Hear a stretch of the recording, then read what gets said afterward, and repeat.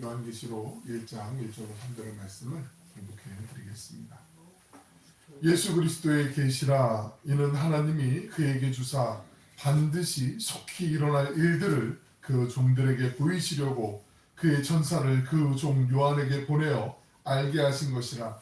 요한은 하나님의 말씀과 예수 그리스도의 증거 곧 자기가 본 것을 다 증언하였느니라.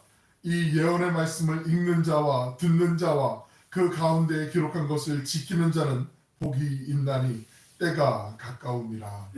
아멘. 주님의 날 주의 자리에서 온라인으로 예배드리는 우리 모두에게 주님의 은혜와 평강이 함께 하시길 축복합니다. 우리 서로를 위해서 우리 박수장님 오랜만에 5개월 만에 복귀했는데 서로를 위해서 또 우리 박수 한번 할까요?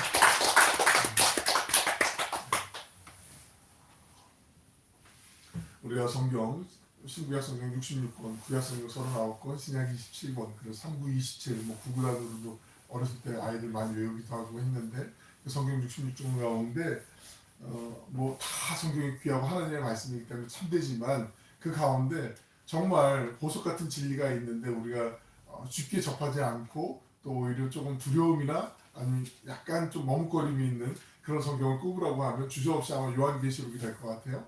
요한계시록에 나와 있는 다양한 상징들이나 어떤 말씀들이 다른 성경들을 읽을 때보다는 좀 마음의 부담감으로 와닿을 때도 있고 이해되지 않으면 혹시 이거 내가 잘못 알고 있는 건가 두려움도 있고 염려도 있고 특히 또 이단들이 많이 또 애용하는 말씀이 또 요한계시록이기도 하기 때문에 우리가 또 아주 조심스럽게 접근하는 성경이 요한계시록이라고 생각하는데 그렇지 않아요. 절대로 그렇지 않아요. 요한계시록만큼 하나님의 그 은혜, 예수 그리스도의 그 사랑과 은혜를 우리에게 보석같이 알려주는 성경이 없습니다. 요한계시록이 정말로 중요하기 때문에 싱그럽거나 이게 함부로 접근해야 되는 성경이라고 하는 것은 오해일 뿐이지 절대로 그렇지 않다는 걸 기억하셔야 돼요. 요한계시록만큼 예수님에 대해서 예수 그리스도에 대해서 담겨있는 성경은 없다고 해도 과언이 아니죠. 우리 본문 1절 말씀 같이 한번 읽어보실까요? 시작. 예수 그리스도의 계시라. 이는 하나님이 그에게 주사 반드시 속히 일어날 일들을 그 종들에게 보이시려고 그의 천사를 그 종 요한에게 보내어 알게 하신 것이라. 아멘. 예수 그리스도의 계시라. 예수 그리스도의 이 말씀은 예수 그리스도에 속해 있는 계시다라고 우리가 이해할 수 있는데 헬라어 성경에 있는 원문을 그대로 이해를 하면 번역을 해보면 두 가지의 계시라는 것을 두 가지가 번역이 될 수 있어요.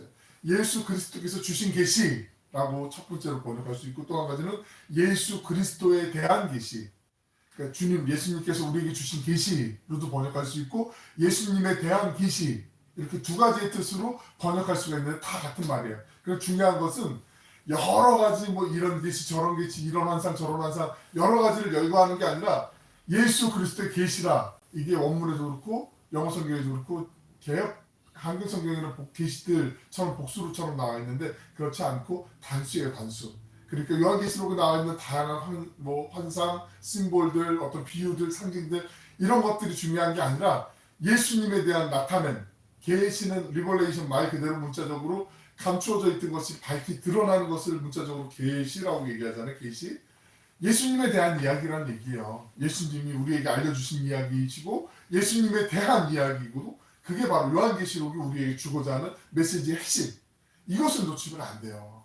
요한계시록에 나와 있는 666 몰라도 상관없어요. 많은 물 위에 앉아있는 큰 음료 이거 몰라도 상관없어요. 지하에서 올라온 그 동물들 이런 거 몰라도 아마겟돈 전쟁 몰라도 아무런 문제가 되지 않아요. 근데 우리는 자꾸 거기에 보지 못했던 거기 때문에 듣지 못했던 거기 때문에 이게 두려움으로 올 수도 있고 이단들이 이거 갖고 사람들의 마음을 미혹하거나 농락하거든요. 그것 때문에 겁나가지고 짐승의 숫자 666을 머리에 새기면 안 된다는데 이게 베리칩 바코드 이런 거 아닌가 한참 이런 것 때문에 사람들 받아서 아무 상관없어요. 염려할 거 없어요. 차근차근 우리가 말씀을 나누면서 볼 터이지만 요한계시록은 우리가 꼭 정독을 해야 되고 또 꼭 알아야 되고 그 담겨져 있는 뜻을 잘 이해하셔야 돼요. 그래서 성경을 항상 펴놓으시고 그 옆에 좀 표시하실 게 있으면 써놓을 게 있으면 메모를 해두시고 이렇게 하셔서 절대로 요한계시록만 잘 아셔도 이단들이 아무리 엉뚱한 소리를 해도 아이고 그렇게 모르세요? 어떡하세요? 불쌍하네요. 이렇게 얘기할 수 있게 우리가 좀 준비를 하고 이렇게 나아갈 필요가 있어요. 그 1장부터 22장까지에서 보면 요한계시록이 말하고자 하는 것은 오직 하나예요. 예수님이 누구시냐? 예수 그리스도가 누구시냐? 그래서 이 계시, 예수님에 대한 계시라는 거 이것만 잘 기억하셔도 돼요. 그렇기 때문에 다양한 상징들 여러 가지들 나와 있지만 이거는 우리에게 큰 영향을 주지 않아요. 요한계시록을 해석할 때 절대 빠지면 안 되는 거 예수님이 누구시냐라는 건데 요한계시록을 제대로 공부하면 예수님에 대해서 이렇게 많은 말씀들이 담겨 있구나 하면서 요한계시록에 대해서 또 다른 별명을 붙이게 돼요. 바로 제5의 복음서. 제5의 복음서라는 말을 아마 낯설어 하시는 분들이 좀 계신 것 같은데 마태, 마가, 누가, 요한복음 우리는 이 복음서를 사복음서라고 얘기하고 또 마태, 마가, 누가를 예전에는 요즘은 그런 표현 많이 안 쓰지만 공관복음 약간은 비슷한 관점에서 다양하게 제자들이 기록한 성경이다 해서 마태, 마가, 누가 요 세 복음서를 공관복음서라고 얘기하고 요한복음 네 번째 복음서라고 해서 좀 기록하는 시대가 좀 차이가 있거든요. 그래서 사복음서 이렇게 얘기하기도 했는데 그냥 마태, 마가, 누가, 요한을 사복음서라고 보통 많이 얘기를 하는데 그리고 그거에 못지않게 예수님에 대해서 많이 우리에게 알려주고 있기 때문에 다섯 번째 제5의 복음서라는 그런 애칭, 별명을 붙이기도 하는 게 바로 요한계시록이에요. 복음서 네 권이면 충분하지 뭐하러 하나를 더 붙여? 근데 필요해요. 왜냐하면 예수님에 대해서 예수님의 삶에 대해서 예수님의 이 땅에 오심에 대해서 공간복음서 마태, 마가, 누가, 요한에서는 잘 설명을 해주고 있지만 다시 오실 예수님 맨 처음에 이 땅에 아기 예수로 오신 예수님에 대해서 공간복음에서 말씀하고 또 그 사복음서에 다 말씀을 하지만 다시 오실 예수님에 대해서 말씀하는 건 별로 없어요. 살짝만 건드리거든요. 그런데 요한계시록에는 다시 오실 우리의 예수님에 대해서 재림주로 오실 예수님에 대해서 아주 자세하게 상세하게 우리 알려주고 있기 때문에 예수님에 대해서 알려고 하면 공간복음이나 요한복음 이 네 개의 복음서뿐만 아니라 요한계시록까지 알고 있으면 아주 잘 촘촘히 아주 잘 이해할 수 있는 물론 우리가 하나님의 말씀 다 이해한다는 건 어불성설일 수 있지만 그래도 하나님에 대해서 더 많이 알아갈 수 있는 아주 좋은 유익한 성경이 요한계시록이다 이렇게 이해하시면 돼요. 절대로 무서운 성경이거나 두려운 성경 아니라는 거 우리가 꼭 기억하셔야 돼요. 예수님은 요한계시록을 통해서 요한계시록에 대한 바른 이해와 그 속에 담겨있는 하나님의 풍성한 사랑과 은혜를 우리가 알고 누리도록 누리면서 살기를 원하시는 거죠. 우리가 성경을 이해하는 관점이 여러 가지가 있는데 그 가운데 제가 이제 항상 성경을 들어갈 때 말씀을 드리지만 그 성경이 기록될 당시에 누가 썼는지 그리고 어떠한 사람들에게 썼는지 대상이 있잖아요. 편지를 쓸 때 우리가 편지를 쓰는 그 발신인이 있고 편지를 받는 수신자가 있는 것처럼 누가 썼는지 그리고 누구를 향해서 썼는지 그리고 그 시대의 어떤 시대적인 상황, 배경, 문화, 관습, 언어 이런 것들을 알게 되면 성경을 이해하는 데 있어서 아주 유익하고 중요하고 아주 소중한 정보들을 놓치지 않겠죠. 안 그렇고 성경을 읽을 때 우리가 자칫 오류에 빠지게 되는 함정 같은 것이 뭐냐면 성경은 2000년 전, 3000년 전에 쓰여졌는데 기록되어 있는데 그때 당시의 상황이나 문화나 관습이나 이런 배경들을 이해하지 않고 그냥 오늘날 이 시대의 생각을 갖고 적용을 하고 이해를 하려고 하면 성경이 분명히 이런 말씀으로 이런 뜻으로 기록이 되어져 있는데 우리가 우리 시대의 상황으로 덧입혀가지고 이렇게 해석을 하면 오류가 생길 확률이 많을까요? 적을까요? 엄청나게 많겠죠. 그렇죠?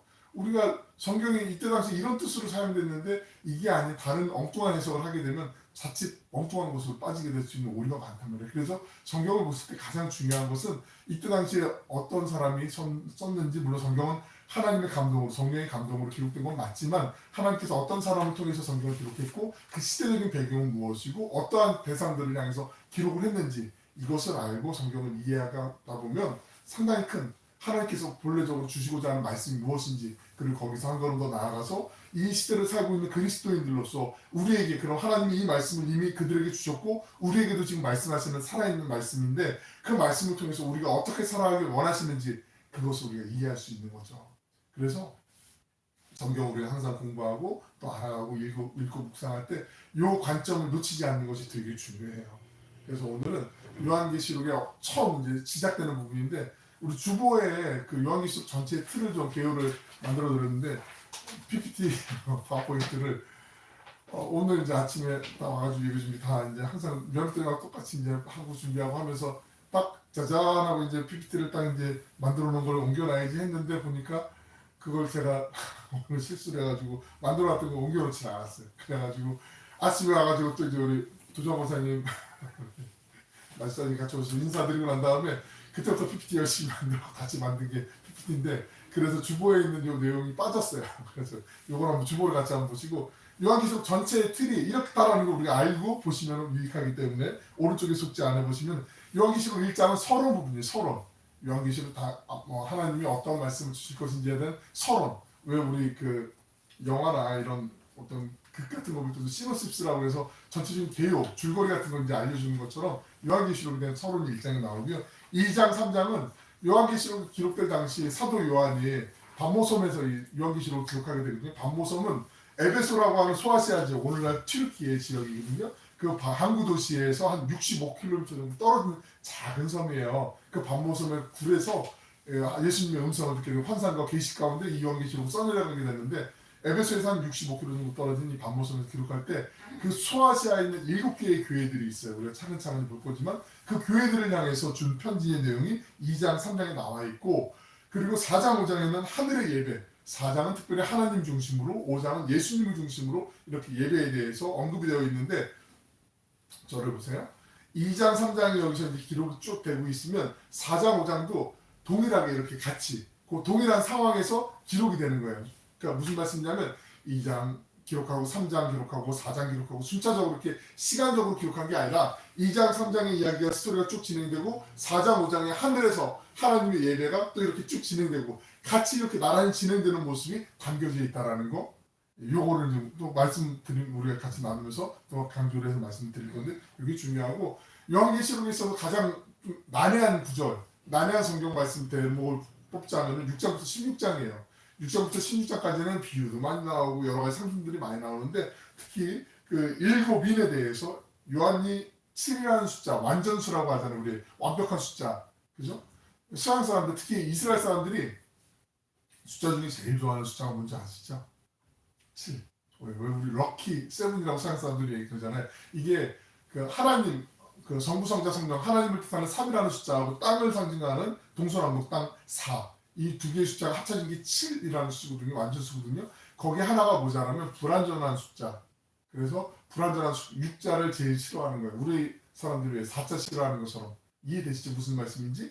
그 7이라는 그 틀에서 어떤 전개되는 이야기들이 많이 나오거든요. 그래서 6장부터 16장 보시면 일곱인, 일곱 나팔, 일곱 표적, 일곱 대적, 이렇게 7이라는 숫자들을 관련해서 상징들이 이렇게 쭉쭉쭉 열거가 되는데, 그것도 그때서 한번 나타날 같이 볼 거고, 또 17장과 18장은 바벨론의 멸망, 음료 바벨론의 멸망. 이게 바벨론은 로마를 상징하는 거거든요. 바벨론은 이 시대에 없었잖아요. 바벨론은 다니엘 시대 때 우리가 잘 알고 있는 것처럼 있었잖아요. 그죠? 기억나시잖아요. 그 바벨론 제국의 멸망, 그리고 19장, 20장은 예수님, 예수 그리스도의 승리에 대해서, 그리고 21장, 22장은 새 하늘과 새 땅, 새 예루살렘에 대해서 이렇게 전체적인 틀을 갖고 요한계시록이 기록되어 있어요. 그러니까 오늘 요한계시록을 이제 볼 때 그 전체적인 윤곽을 계속 머릿속에 좀 생각해 두시고 외우실 수 있으면 제일 좋고, 그렇게 해서 지금은 어느 부분에 지금 말씀이 이어지고 있구나라고 알고 있으면 제일 좋겠죠. 그래서 저도 욕심을 좀, 이런 욕심을 좀 내고 싶어요. 정말 좀, 이 장마가 딱 몇 절 하면 딱 나오고 외우면 참 좋겠다. 그런 마음을 갖고, 이 머리가 나빠서, 물론 게을러서 그럴까요? 그게 더 커서일 수 있어요. 하나님은 분명히 은혜를 구하면 또 주실 수도 있는데, 그 상황들을 보고 가는 게 중요해요.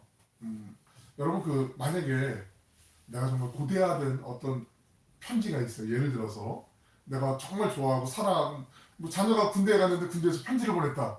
편지를 보냈는데 편지가 한 22장쯤 돼요. 쓰고 싶은 얘기가 너무 많아요. 한 22장쯤 돼요. 그래? 이렇게 길게 편지를 보냈단 말이야? 오늘은 한 장만 읽어야겠구나. 내일 2장, 그 다음날 3장. 이렇게 읽진 않겠죠. 근데 사랑하는 자식이 지금 군대에서 고생하면서 편지를 썼는데 22장이나 썼어도 그 22장의 문제 100장이라도 한 번에 다 읽겠죠. 그런 마음이잖아요. 우리가 성경을 읽을 때도 그런 마음이 필요하다는 걸 좀 각인을 해야 돼요.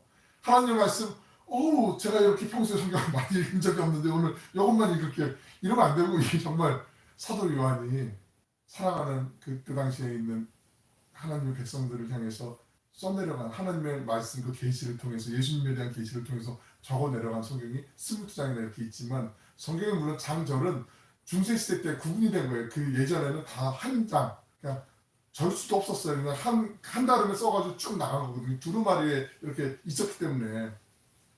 장절이 나는 건 사람의 편의에 의해서 나누어진 거지 그 전부터 장절이 나눠진 건 아니거든요. 1522년쯤 나눠져 있어요. 왜냐하면 회당에서 예배당에서 성경을 읽을 때 두루마리가 있잖아요. 그 큰 이제 파피루스나 아니면은 양피지 같은 거 그걸 돌돌 말아가지고 이제 성경을 다 필사를 했단 말이에요. 인쇄술이 발달하기 전까지는. 그러면 자 오늘은 이사야서 두루마리를 갖고 와요. 이사야서 갖고 와가지고 자 오른쪽으로 두 바퀴 반 왼쪽으로 한 반 바퀴만 돌려 거기서부터 말씀을 읽으십니다. 이렇게 해서 말씀이 진행될 수도 있단 말이죠. 그러니까 장을 나누고 절을 나누는 게 유익하기 때문에 나중에 후대에 나눠진 거예요. 그러니까 성경은 하나님의 감동으로 성령의 감동으로 기록된 건 맞지만 장절은 인간의 편의를 위해서 나누어진 거다. 그렇게 이해하시는 게 아주 도움이 돼요. 그거는 이상한 얘기 아니고 엉뚱한 거 아니니까 놀라실 필요도 없는 거고. 왜냐하면 히브리 사람들이 이스라엘 사람들이 구약을 성경하는 구분과 우리 개신교인들이나 아니면 가톨릭 교인들이 나누는 그 성경의 구분은 달라요. 그렇기 때문에 말씀을 드리는 거예요. 예를 들어서 사무엘 상하나 열왕기 상하를 히브리 사람들, 유대인들은 하나의 성경으로 봐요. 그래서 그거를 왕국기 이렇게 그냥 하나의 성경으로 봐요. 우리는 사무엘상과 사무엘하고 구분을 하잖아요. 이거는 70인영이라고 하는 그 성경을 나중에 이제 라틴어로 번역하고 할 때 그때 이제 구분이 되어져 있기 때문에 우리는 그 전통을 따라서 기독교에서는 사용하고 있을 뿐이라는 거 기억하시고 참고적으로 요한계시록이 이런 전체적인 윤곽 안에서 이루어진다는 걸 꼭 기억하시고 보시면 훨씬 더 접근하기가 좀 유리하실 수가 있어요. 이때 당시에 일어났던 역사적인 상황을 오늘 좀 설명을 드리고 이미 좀 제가 우리 히브리서 할 때 그 네로박해의 상황을 설명을 드렸잖아요. 그죠? 근데 까먹으신 분도 계시고 생생히 기억하시는 분도 계시고 근데 우리 같은 그런 또 보편적인 이해를 갖는 것이 중요하기 때문에 이 상황을 좀 한번 말씀드릴게요. 81년쯤에 1981년 말고 AD 81년 그냥 81년에 로마의 새로운 황제가 등극을 해요. 11대 황제가 등극하는데 그 사람의 이름이 도미티아누스. 세계사적으로는 도미티아누스라고 얘기하고 그냥 우리 흔히 편하게 도미티안 이렇게 도미티안이라고 부르는 황제가 등극을 하게 돼요. 그런데 이 황제가 등극을 하고 난 다음에 자기가 막 의욕을 갖고 열심히 뭐 어떤 일들을 좀 펼쳐나가고 싶고 막 이렇게 정책을 펴고 싶잖아요. 그런데 이때 당시에 로마가 되게 가난했어요. 재정적으로 좀 열악하고 압박이 많았어요. 그래서 거둬들일 세금들은 많이 없었고 원로원, 로마의 그 틀이 잡히기 전에 공화정체제라는 거 아시죠? 원로원이 있어서 원로들이 어떤 지역에 큰 막강한 힘을 발휘하는 영주 같은 그 원로들이 상당한 부를 축적하고 있었고 힘의 어떤 견제를 받고 그래서 로마의 황제조차도 원로원의 승인을 받아야 황제에 등극하게 되고 이런 전통들이 그때 당시에 남아 있었단 말이죠. 공화정체제로 이제 바뀌면서 이렇게 조금씩 이제 이탈리아 로마가 이제 바뀌게 되는데 그때 이 도미티안 황제가 등극하면서 그런 생각을 가져요. 내가 내 마음껏 정책을 좀 펼치고 내가 좀 내 이름을 내기 위해서 뭘 하고 싶은데 이게 재정적으로 열악하니까 압박이 있으니까 어떻게 하지 못하는데 그때 평소에 눈의 가시처럼 여겼던 그 원로원의 원로들이 있잖아요. 그 사람들 중에 몇 명을 이제 모함을 뒤집어쓰고 누명을 씌워가지고 이 사람들을 범죄자로 만들어요. 그러고 나서 그 사람들의 재산을 몰수를 해요. 아이 그 원로원 뭐 몇 명부터 그 사람들 재산 몰수한다고 해서 뭐 얼마나 크겠어라고 생각할 수 있잖아요. 그죠? 뭐 돈 갖고 있어봐야 너가 뭐 빌 게이츠야 뭐 네가 워렌 버핏이 얼마나 많은데 그게 실제로 많거든요. 충분히 효과가 있거든요. 중세 있을 때 그랬지만 오늘날에도 유럽의 귀족들 있잖아요. 귀족들. 네, 독일 사람들 같은 경우에 이름에 폰 VON 영어로 얘기하면 폰이라는 이름이 들어가면 귀족인 거 아시죠? 헤르베르트 폰, 뭐 카라얀 유명한 지휘자도 있었는데 그 귀족들이 오늘날에도 있거든요. 근데 귀족들이 그 자기들이 갖고 있는 재산이 그래도 오늘날에도 꽤 있는 사람들이 많거든요. 뭐 백작, 남작, 뭐 공작 이런 귀족들 있잖아요. 자기들 갖고 있는 귀족들이 웬만한 성 같은 거 하나 있고 뭐 주변에 땅도 많이 있고 그런데 이때 당시에 그 원로원의 원로들이 그런 영향력을 갖고 있었거든요. 그래서 웬만한 재력들이 어느 정도냐면 강원도, 뭐 경기도, 뭐 인천광역시 이런 큰 우리 광역단체 우리 수준으로 얘기하면 그 정도 되는 땅을 갖고 있고 재산도 그만큼 많이 있었어요. 그러니까 그 중에 한두 명만 막 모함을 하고 죄명을 뒤집어 씌우고 그래서 그 사람의 재산을 몰수를 하면 엄청나게 많은 재력을 확보하게 되는 거죠. 로마의 황제가 왜 우리의 가슴 아픈 그 근현대사 중에 전두환 씨가 그 기업들 자기한테 조공을 바치지 않는 기업들을 공중분해시킨 사건들 많이 있잖아요. 예전에 국제상사 같은데 프로스펙스 처음에 그 기업 만들었던 다그 분해되고 했을 때 그런 기업들에서 돈을 많이 착복을 했던 거 이미 다 알려진 사실이잖아요. 우리 역사의 아픈 사실들이잖아요. 어마어마한 많은 그 비자금들이 흘러들어가는 거 우리 알고 있잖아요. 이 도미티아누스가 그런 일을 했어요. 그래서 돈이 이제 많아져요. 그러면서 제일 먼저 했던 게 뭐냐면 우리 로마가 지금 경제적으로도 어렵고 지금 침체기를 겪고 있는 건 이 로마를 떠났던 우리의 로마의 그리스 로마의 신들이 우리의 로마의 마음에 안 들어서 로마를 떠났기 때문입니다. 여러분 우리의 그리스 로마의 신들을 다시 모셔야 됩니다. 불러들여야 됩니다 하면서 각 지역마다 고을마다 그리스 로마의 신전을 다시 만들려고 해요. 그 막대한 재력을 부어서 이 일을 하려고 하는데 그때 전혀 뜻밖의 예상치도 않았던 반대 세력들이 등장하게 돼요. 별로 힘도 없는 아주 작은 집단인데 이 사람들이 반대하는데 이 사람들이 로비를 해서 원로들에게 로비를 하고 정치 지도력이 있는 사람들에게 로비를 하면서 도미티안의 그 꿈이 그만 순간간에 일순간에 다 망가지게 돼요. 그냥 어그러지게 돼요. 근데 그 일을 그 로비를 했던 도미티안의 제도 만들었던 그 주장했던 것들을 꺾게 만들었던 그 사람들이 누구였냐면 그리스도인들이었어요. 그리스도인들이 작은 무리였는데 힘이 꽤나 있었던 것 같아요. 그래서 80년쯤에 등극했던 이 도미티아누스가 자기가 로마의 각각 영향력 있는 그 도시들마다 그리스 로마의 신전을 만들고 다시 그 신들에게 제사를 드리고 막 이러고 싶었던 꿈이 물거품처럼 허물어졌어요. 그러고 난 다음에 이제 세월이 흘러 가면서 나중에 한 10년쯤 시간이 지나게 돼요. 그때 정확하게 연도가 기록되어 있지는 않지만 90년에서 92년경에 이런 일이 있었을 것이다 추정은 되는데 정확한 연도가 나와 있는 기록은 없어요. 아마 나중에 또 밝혀질 수도 있겠죠. 90년에서 92년 사이, 81년도에 도미티아누스가 등극하고 난 다음, 황제로 등극하고 난 다음에 다시 이제 도미티아누스가 사람들을 이제 모으게 돼요. 원로들도 모으고 로마의 시민들도 모으게 되고 그때 이런 이야기를 하죠. 여러분, 로마의 시민 여러분, 로마 세우기 여러분, 사실은 제가 여러분에게 거짓말을 했어요. 무슨 거짓말을 해? 제가 사실은요, 사람이 아니에요. 미쳤나? 왜 그러지? 제가 사실은 사람이 아니고 제가 신이에요. 이렇게 얘기를 하는 거예요. 정말 미치광이 같은 소리잖아요. 내가 사람이 아니고 내가 신이다. 우리 이단 사이비에서 많이 볼 수 있는 그런 얘기잖아요. 로마의 황제가 지금 자기를 그렇게 얘기를 한단 말이죠. 그러니까 사람들이 막, 오, 이상하네. 황제가 드디어 뭐, 지금 상태가 너무 안 좋은 거 아니야? 황제를 빨리 끌어내려야 되는 거 아니야? 이렇게 얘기하는 게 아니라 오히려 이 얘기를 더 좋아하게 돼요. 전혀 이게 뭐 너무 먼 나라 얘기고 옛날 얘기이기 때문에 마음에 와닿지 않는데 우리가 지금 한 2000년쯤 전으로 돌아갔다고 생각하시고 한번 이 얘기를 동일시해 보셔야 돼요. 로마의 황제가 지금 이렇게 얘기하는데 로마 사람들이 별로 시큰둥하거나 이러지 않고 반겨요. 로마의 원로들이 반겨요. 왜냐하면 이때 당시에 로마에 어떤 일들이 있었냐면 이미 그 전에 죽었던 64년에 네로 황제 폭군 네로도 있었잖아요. 그리고 갈리귤라 같은 그 폭군도 있단 말이죠. 이런 다양한 황제들이 그 죽고 난 다음에 나중에 신격화돼요. 신으로 숭배하게 돼요. 로마의 그 전통 안에서. 그러니까 이 사람도 어차피 지금 도미티안도 이제 뭐 나이가 이제 죽을 때가 거의 다 된 것 같고 뭐 그런데 죽어서 신이 되나 지금 뭐 좀 당겨서 신이 되나 우리에게 문제가 되지 않는다. 아니에요. 오히려 당겨서 신이 되면 로마는 사람이 다스리는 통치하는 제국이 아니라 누가 다스리는 나라가 되는 거예요?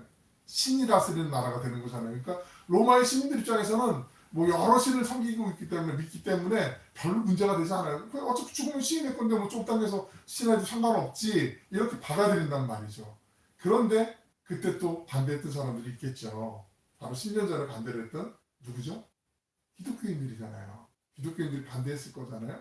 도미티안이 그때 자기가 신으로 등극하면서 이제부터 내가 신입니다 라고 여러분은 나를 부를 때 도미티안 황제라고 부르면 안 되고 이렇게 불러야 됩니다 하고 얘기를 해요. 공표를 하는데 그때 공표했던 게 뭐냐면 도미누스 에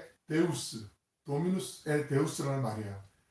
우리 주 우리 하나님이라는 뜻이거든요. 도미누스 우리의 주 et 요거는 그냥 그리고라는 뜻이거든요. 도미누스 에 데우스 우리의 하나님.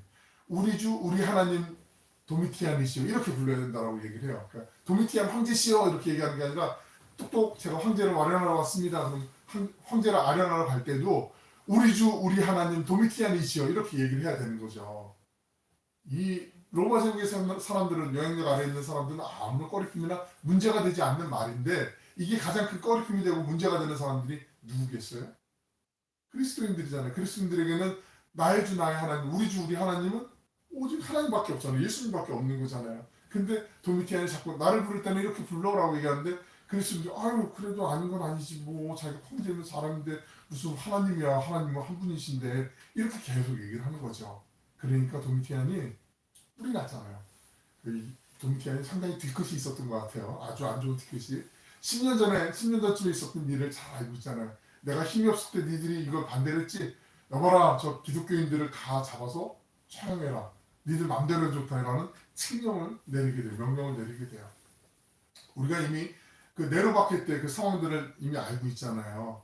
네로박해 때 어떤 상황이었는지 우리 한 번 더 기억을 한번 되돌려 보면 사람들이 네로박해 때 이제 피했던 그런 카타콤 같은 지하 공동묘지 있었잖아요. 묘지를 파서 더 많은 사람들이 속으로 숨어 들어가고 그 기독교인들을 잡기 위해서 로마의 병사들이 들어가야 되는데 그 들어가는 길을 모르니까 미로가 꼬여져 있고 그 안에는 길을 안내하는 표시 물고기 표시가 있는데 이거 물고기 표시 말씀을 드렸었잖아요. 그 물고기가 바로 익투스라는 뜻이 히라보로 물고기인데 우리 주 예수 그리스도 구세주 하나님의 아들 구세주라는 뜻이 익투스라는 뜻인데 그 익투스 물고기 표시가 진짜 익투스가 있고 가짜 익투스가 있다고 말씀을 드렸어요.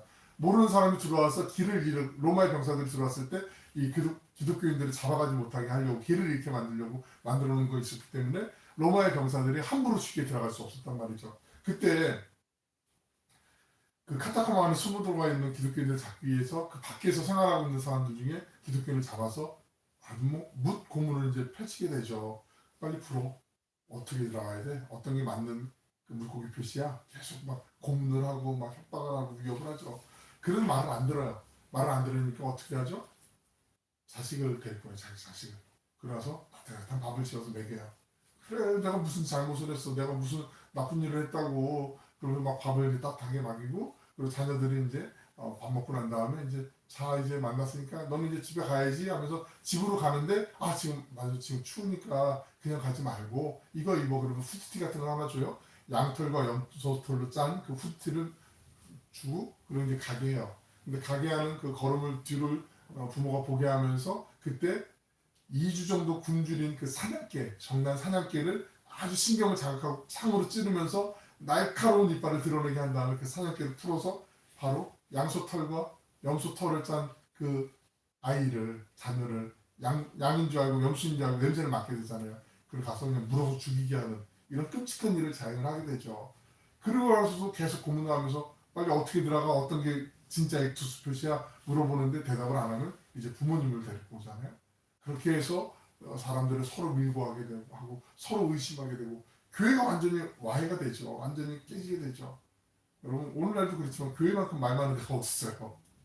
교회만큼 서로 좋은 얘기하면 괜찮아요. 근데 좋지 않은 얘기를 하니까 문제가 있는 거니까 그러니까 말을 많이 하면 안 돼. 교회에서는 하나님 얘기만 하시는 게 제일 좋은 건데 이때 당시 교회 상황을 보세요.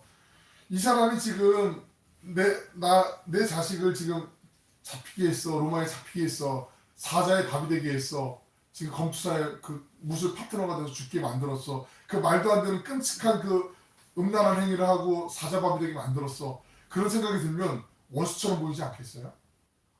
주님만을 사랑하는 형제의 삶에 이게 나오겠어요? 안 된단 말이에요. 교회는 교회대로 아주 금이 가고 서로 대적을 하게 되고 그런 처참한 상황들이 계속 끊이지 않고 벌어지게 돼요. 그리고 네로 황제 때 그 밖에 때는 사람들 잡아갖고 그 도시로 들어가는 초입에 기둥을 세워놓고 거기에 몸을 묶어놓은 다음에 초를 발라놓는다고 말씀드렸잖아요. 그 화재 때 우리 사랑하는 가족이 이렇게 불타 죽었기 때문에 너희들도 이렇게 죽어야 돼 하면서 불을 질렀다고 말씀드렸잖아요. 근데 이때 당시에는 그런 고문들끼리 다 동원이 돼요. 그래서 로마로 들어가는 초입에 사람들을 묶어놔요. 매달아 놓고 이제는 어떤 명분으로 불을 지르냐면 사람의 몸을 불태우냐면 로마를 떠났던 그리스 로마 신들이여 이들이 당신들이 오는 길을 밝히고 있습니다. 이 빛을 당신들께서 보시고 이리로 다시 와 주십시오 하면서 사람들을 기독교인들을 잡아놓고 불을 지르는 몸에다가 이런 끔찍한 전무후무한 박해가 네로 박해 때보다 훨씬 더 끔찍한 이런 박해들이 자행되는 때가 바로 90년대 초반에 일어났던 도미티안 박해였어요. 유명한 박해 이거는. 그때 사도 요한에게 주님께서 말씀을 주시고 환상과 계시를 통해서 이 말씀을 내 종들에게 지금 나를 신실하게 믿고 싶어하는 나의 사람들에게 나누라 하고 말씀 주신 게 바로 요한계시록이에요. 아마 많은 기독교인들이 이때 당시에 그런 생각하지 않겠어요? 여러분 신앙생활 하면서 가장 힘들 때가 언제인지 아세요? 가장 어려울 때가 언제인지 아세요? 몸이 아플 때도 어렵죠. 힘들죠. 재정적으로 어려우면 힘들죠. 어렵죠. 많이 불편하죠. 그런데 그보다 더 힘든 때가 뭐냐면 하나님이 마치 내 기도에 침묵하고 계시는 것처럼 느껴질 때예요.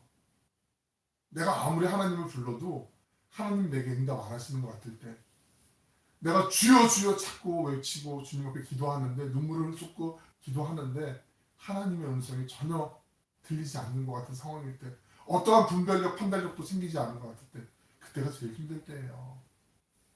지금 이 밖에 가운데 있는 그리스도인들이 그런 상황 아니겠어요? 나 하나님 잘 믿었는데, 열심히 믿었는데, 하나님 아시는데, 내가 뭐 다른 거 잘못했나? 내가 남의 거 훔치기라도 했나? 뭐 잘못했나? 법을 어기기로 했나? 난 교통법규도 하나 어긴 게 없는데? 난 그냥 단지 저 도미티안이 신이 아니라 우리 주 우리 하나님이 아니라 그냥 황제인데 사람인데 뭘 자기를 신이라고 해. 이 말 한마디 한 거밖에 없는데 왜 이런 모진 고난을 받아야 되나? 이 환난을 받아야 되나? 얼마나 억울한 마음이 들겠어요. 얼마나 억장이 무너지겠어요. 그런 상황에 있는 교인들에게, 기독교인들에게 주시는 말씀이 바로 이 요한계시록이라는 거예요. 그러니까 우리가 이 상황을 잘 이해를 하시고 이걸 잘 품고 요한계시록을 보시면 아 이게 이래서 이런 말씀이구나라는 게 너무나 쉽게 아름답게 풀려져요. 그러니까 절대로 요한계시록은 두려워하거나 떨 일이 아니라는 거 우리가 충분히 잘 이해하시고 접근하셔야 된다는 거. 그래서 요한계시록 1장부터 20장까지 예수님이 누구신지에 대해서 그 영광에 대해서 우리에게 말씀하는 거죠. 내가 믿는 예수님에 대해서 우리가 알아가려고 하는 것.